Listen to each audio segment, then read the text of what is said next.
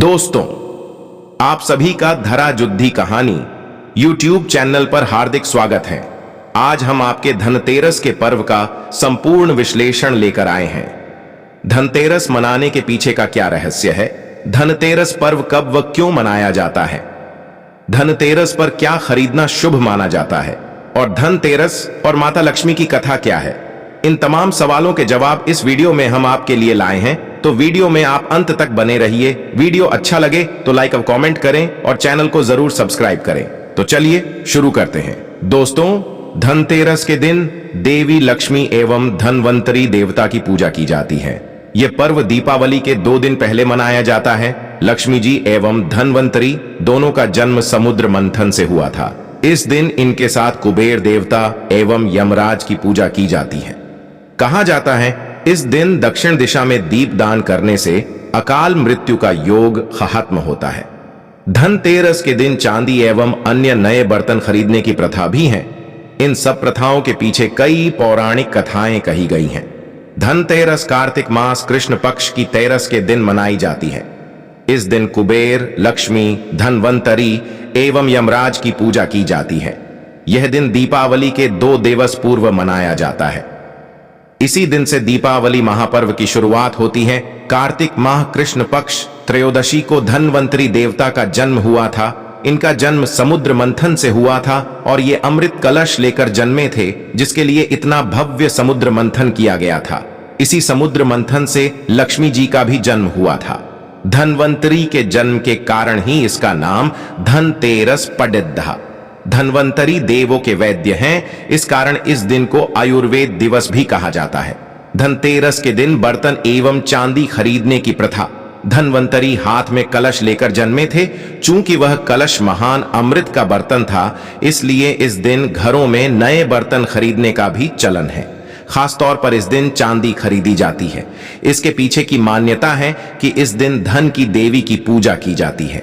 यह पूजा धन प्राप्ति के उद्देश्य से की जाती है। कहते हैं धन देने से पहले मनुष्य को बुद्धिमत्ता विकसित करनी चाहिए, अपने तन मन को शीतल करना चाहिए।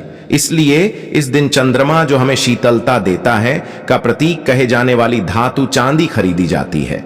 इस प्रकार धनतेरस के दिन बर्तन एवं चांदी खरीदने की प्रथा है। इस प्रकार अब आधुनिक युग में इस दिन मनुष्य को जो भी खरीदना होता है उसे लक्ष्मी पूजा के महत्व के रूप में खरीदते हैं। इस दिन धनवंतरी देव का जन्म हुआ था, इसीलिए इनकी पूजा का नियम है। इस दिन माता लक्ष्मी एवं मृत्यु के देवता यमराज की भी पूजा की जाती है। इसके पीछे कथा कही जाती है जो इस प्रकार है।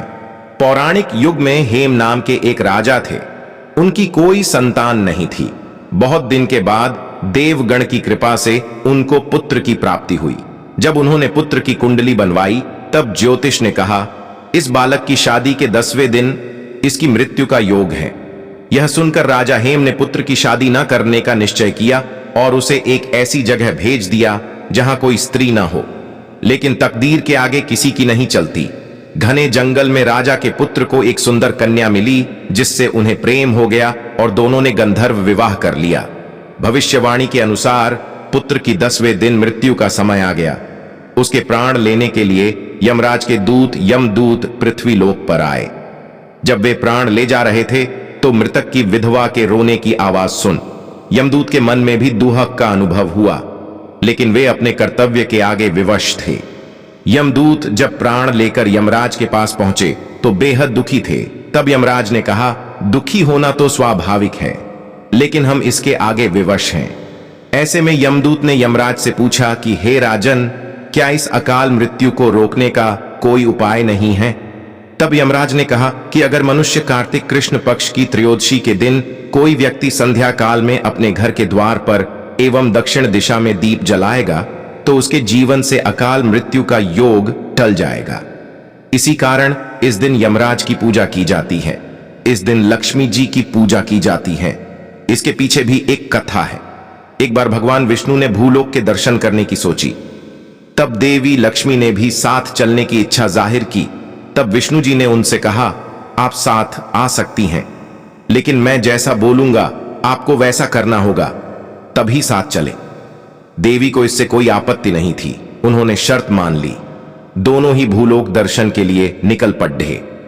तभी विष्णु जी ने दक्षिण दिशा की तरफ अपना रुख किया और देवी लक्ष्मी से कहा कि देवी, आप मेरे पीछे ना आइए, यहीं रहकर मेरा इंतजार करें। उनके जाने के बाद माता लक्ष्मी के मन में ख्याल आया कि आखिर क्यों उन्हें इंतजार करने को कहा, उन्हें जाकर देखना चाहिए। ऐसा सोचकर वे विष्णु जी के पीछे पीछे चली गई। लक्ष्मी जी दक्षिण की तरफ बढ़ने लगी।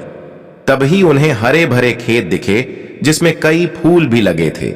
उन्होंने कुछ फूल तोड़ लिए। आगे बढ़ी तो गन्ने एवं भुट्टे के खेत थे, उन्होंने वे ही तोड़ लिए। कुछ समय बाद उन्हें विष्णु जी मिल गए। उन्हें पीछे आता देख वे क्रोधित हो गए और हाथ में रखे फूल एवं फलों के बारे में पूछा कि यह किसने दिए। तब लक्ष्मी जी ने कहा, ये तो मैंने स्वयं के लिए तोड़े हैं। तब विष्णु जी को क्रोध आया और उन्होंने कहा, तुमने किसान के खेत से चोरी की है। तुम्हें पीछे आने को मना किया था, तुम नहीं मानी और पाप की भागी बनी। अब तुम्हें प्रायश्चित के रूप में उस किसान के घर 12 वर्षों तक रहना होगा और उसकी सेवा करनी होगी। ऐसा बोल विष्णु जी उन्हें छोड़ दियाच कर चले गए। 12 वर्षों तक लक्ष्मी जी ने किसान के घर के सभी काम किए। लक्ष्मी के घर रहने के कारण किसान की संपत्ति कई गुना बढ़ गई। तभी वह दिन आया जब 12 वर्ष पूरे होने पर विष्णु जी लक्ष्मी जी को लेने आए, पर किसान ने भेजने से ना बोल दिया। तब विष्णु जी ने कहा, यह धन की देवी हैं, ऐसे ही मनुष्य के घर में नहीं रह सकती। यह तो प्रायश्चित के कारण यहां थी, फिर भी किसान नहीं माना। तब लक्ष्मी जी ने कहा कि अगर मनुष्य जाति प्रति कार्तिक कृष्ण पक्ष की 13 को घी के दीपक जलाकर अपने घर को स्वच्छ कर सायंकाल मेरी पूजा करेंगे तो मैं अदृश्य रूप से पूरे वर्ष उनके घर में निवास करूंगी। तब से ही धनतेरस के दिन लक्ष्मी जी के पूजन का महत्व पुराणों में बताया गया है।